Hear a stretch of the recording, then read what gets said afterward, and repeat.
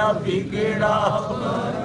سنوار دو، میرے بگڑا وقت سنوار دو، میرے خواجہ مجھ کو نواز دو، میرے خواجہ غوث پاک آپ کے گناہگار مرید آئے ہیں،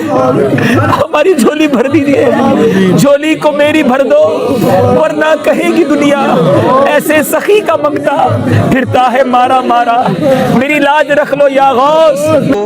ایک مثال بیان کی جاتی ہے، اسے غور سے سنو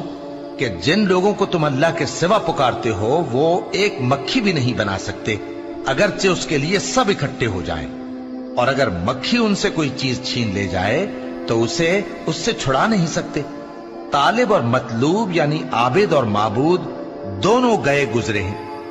ان لوگوں نے اللہ کی قدر جیسی کرنی چاہیے تھی نہیں کی۔ اللہ اس گناہ کو نہیں بخشے گا کہ کسی کو اس کا شریک بنایا جائے، اور اس کے سوا اور گناہ جس کو چاہے معاف کر دے، اور جس نے اللہ کا شریک مقرر کیا اس نے بڑا بہتان باندھا۔